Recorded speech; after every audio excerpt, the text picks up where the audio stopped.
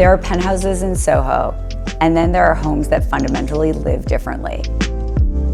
What makes 96 Grand so rare isn't simply that it has outdoor space, it's that the outdoor space is as compelling as the loft itself. In Manhattan, that's incredibly uncommon. Most terraces are an extension of an apartment.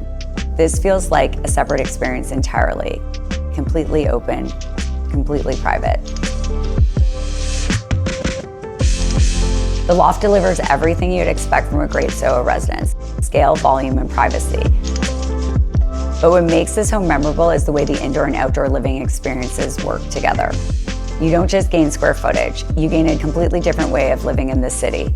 And that's what makes 96 Grand so special.